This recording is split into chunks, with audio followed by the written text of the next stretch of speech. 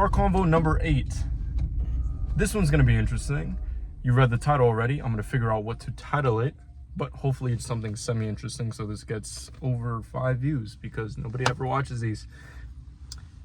Here are my thoughts put into words, then put into video in order for me to post online to social media for people on the internet to critique my own personal opinion, so then I can fold to what they say and become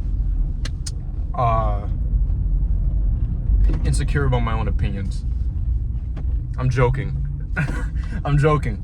But in all seriousness, you read the title, adaptation or adapt. It's one or the other, but this car convo is about adapting. Same old, just got off of work. Clearly you can see the uniform. Nothing's new. However, this is something that kind of struck me when going to work today. We already know, the environment, you don't like the environment, want to leave, want to go do X, Y, and Z. That's, we know that. But this one was a little bit interesting. On my 30-minute break, I typically like to stretch my breaks for the people that do work and, do take breaks. I hope you're taking breaks. I hope your employer is allowing you to take breaks while you're working. But if you are pursuing something, this is something that I feel like was common sense, but I don't know, it didn't cross my mind. A lot of the times when we're in an environment that we don't enjoy so much, at times it may feel like it pulls us out of the flow state per se, of the regular environment we're used to. But we have to begin to reframe our viewpoint on those things. Prior to this, I was always frustrated going into work, being in a scenario that I don't want to be in, but I put myself in, all the stuff, right? But very, very recently, I've been focusing on doing the work and that yields a result. Doing the work that's meaningful with whatever that may be. And going to work, having longer shifts than usual, I thought, while on my 30-minute break, why don't I utilize this time in order to continue to pursue what I'm doing rather than just sit in my car and just look at the ceiling and contemplate life as I question my existence, and then the normal things, it's not a midlife crisis if it's early, right? I don't think so. I guess not. Early life crisis, it's not a midlife crisis. Anyways, back to the main point. Utilizing this time, so I'm sitting there thinking to myself, what allows me to continue pushing the needle in order to get to where we need to get to? And I'm like, well, obviously, I day trade. I'm a day trader, so I'm like back testing. I have a phone. Well, I have 2, so I can utilize my hotspot, bring my laptop on my 30-minute break, then my 10-minute break. And guess what I can do? Sit in my car, back test. And I actually did the math. I typically stretch my breaks out an extra 5-10 minutes, and I get 2 breaks. I get a 30-minute and a 10-minute. If I stretch it out an extra 10 minutes, guess what? That's 50 minutes. Multiplied by however many days, that 50 minutes begins to add up fast. So you're compounding even the small things you're putting in. And on top of that, when I was thinking of it, it allows me to continue to stay within that flow state. I found that whenever I've truly been obsessed with something is when I've achieved it. A lot of people are discovering my channel right now. It's like, this kid's an idiot. He's working at Jersey Mike's. He's saying all this stuff. But if you look back to my old videos, I was in I'm talking a year ago, I was in a completely different scenario from the one I'm in currently, I was, at that time, a full-time day trader, stopped going to school for a long time, and, was making all this money on the internet. Well, Wi-Fi money. Trading. And That was a completely different time than now. However, what allowed me to truly achieve my goals during that time that I failed to continue doing after I did achieve my goals was not only staying consistent, but keeping the same habits that allowed me to originally become obsessed. And I'm talking the level of obsession that is just insane. Like, this is all you can think about. This is all you care about. And you dream about it. Like, you dream about doing the action and you wake up and immediately go do the action. Is that type of obsession? Is that level of obsession? This is all you care about. This is all you want to see result in. And there's something about that I've found in my life. Oh my gosh, Lamborghini Ruedo. Oh my gosh. Vuelto. Rate my R's. Be rolling my R's. I'm not no Cardi B. Oh, grrr! Okay, that was crazy. I'm never doing that again. I think I'm gonna have to cut that out. But in all seriousness,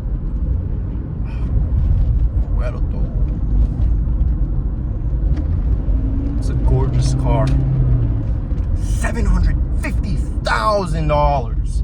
$750,000. $750,000. You know what I'd get with that? 2019 SVJ Roadster. 2019 LP 770-4 Roadster. Roadster, baby. Roadster. Anyways, with all that being said, that level of obsession is what had allowed me to truly achieve more in my life. And I found that to be a common denominator among most successful people I watch, is that their level of obsession was just so, well, I guess this would be a car convo about obsession, but not really, because we're focused on the main point I'm going to get to very soon. However, back to the secondary main point, that level of obsession. And oftentimes when we are within that flow state and something knocks us out of it, it's kind of difficult to get back in it, especially if you're knocked out of it for a long duration, like a few hours, you know? And so I thought to myself, you know what? Why not bring my MacBook and utilize the time that I do have on top of that to continue to stay within that flow state? I think if you could stay within that flow state of always indulging in the work, there's no way you don't become obsessed. And you don't even have to be within that flow state. All you have to do is fill the free time you have with doing the thing. If you fill the free time you have with doing the thing, you call me crazy, comment on this, I don't believe there's no way to win. If you're doing the thing that you know you should be doing with the free time that you do have, instead of being like the prior me scrolling on TikTok or Instagram or YouTube, watching brain dead Instagram reels that are absolutely hilarious, by the way, but brain rot, right? And instead you choose to do the work you know you need to do, even when you don't want to do it. Eventually you have to start seeing the result that in turn allows you to become obsessed. Because it's different when you're doing the thing you don't want to do and you feel like not doing it, right? You're not fully obsessed. It's not that crazy level of obsession we were talking about. However, on the flip side, if you keep doing the thing when you don't want to do it and you begin to see result from continuously doing the thing, that's when you get that huge dopamine hit of, okay, I'm seeing result. Because it's different when you're doing the thing and you don't see any result. And that happens for a very, very long time. And that's why I preach about how important the gym is, because it teaches you that delayed gratification and allows you to understand that you won't get everything at once. And it's going to take a lot longer than you think, and that's okay. But if you keep going, even when you don't see the result, when you see the result, that will compound 100-fold, right? So my thought today was adapt to your environment. If you're within an environment that you don't like, you know, you're forced to go to, whether that be your job, your ex-girlfriend's house. I don't know why you would go to your ex-girlfriend's house, but maybe Diddy's mansion. Hopefully it has Wi-Fi. But whatever the case is, maybe Drake's crib. You know. I wonder if my phone still connects to the Wi-Fi. It's been a long time. Sorry, I got sidetracked. Good old days. Good old days. No, but in all seriousness, if you can force your environment to conform to what you want to achieve, in my mind, you have to, even if you don't achieve, you have to get further from where you are right now. You have to. That's just the premise of life.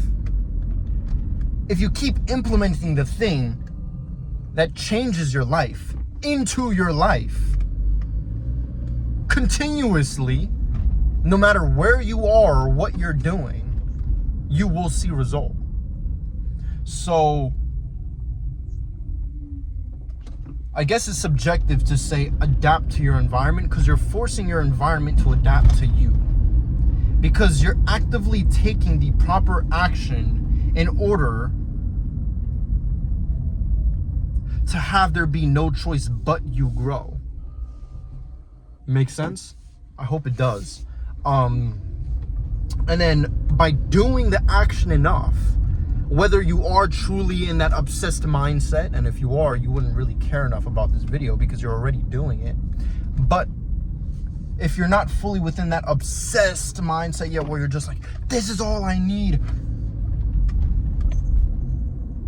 by you continuing to fill your day with that task, that life-changing task, and make sure it's a life-changing task too. Don't just fill it with nonsense, right? And think it's a life-changing task. And that's what I'm gonna go home and do, and ensure that the tasks I'm gonna do are life-changing tasks and they're not just flip-flop around, right? Obviously, there's certain things that are subjective, but like, is taking a shower a life-changing task? Is brushing your teeth a life-changing? No. I haven't brushed my teeth in what? This is like 29th day. I'm gonna streak. If I streaked, I would, well, apart from reek because that rhymes, but I would, anyways, let's get back to the main point.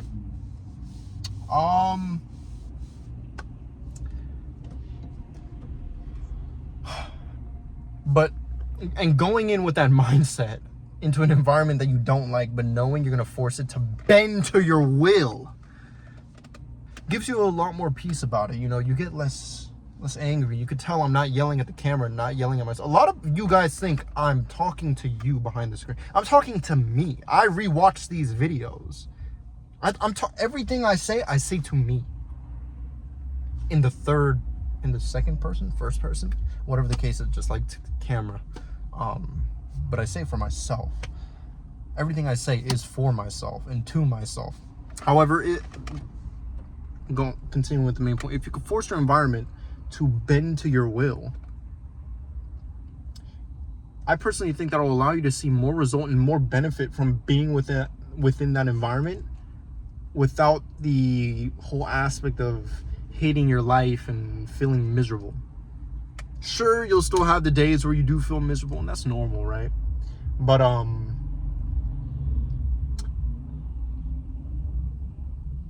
if you can really push the needle and not have a flimsy needle at the end of the day, you know, actually do quality work and then go to sleep, rest your head on that pillow knowing, you know what, I did some solid work today. tomorrow, let's continue that. Let's go at it again. I think you're in a good place, right? You're in a good place, and you should continue to keep that consistency and push the needle. But that was just my little tangent on today. Force your environment to adapt to you. Don't adapt to your environment, even though I said that earlier. Force the change. And what do I mean by force? Just keep doing the thing. Fill your free time with the thing. Do it when you're bored. Do it when you're happy. Do it when you're sad. Do it when you don't feel like doing it. And do it when you feel like doing it. And you have to see result eventually. I've seen it in my life. Everybody we look at online, exactly what they did. And guess what? There's a reason why we look at them online. Well, not me. Because I'm just some random 17-year-old kid. You've watched for 16 minutes and 12 seconds on the internet. However, with all that being said, implement it. Tell me if it works. I know it will work because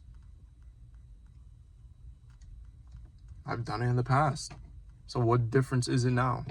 Force yourself back into that mindset, that mind frame, and create your own reality. It's pretty solid, isn't it? Solid car convo. Solid car convo. Anyways, I'm about to go hit the gym, come back, and with the free time I do have, focus on doing the things that push the needle, because at the end of the day, you do not want to have a flimsy needle. It's like erectile dysfunction, you know? Needle's not hard, it's flimsy. Take care of yourself.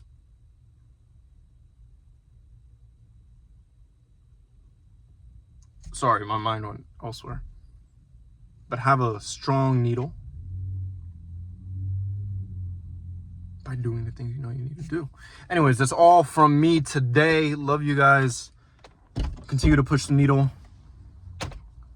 Ow. That was my elbow. Alfred says bye. So do I. Bam. I should posted some SoundCloud.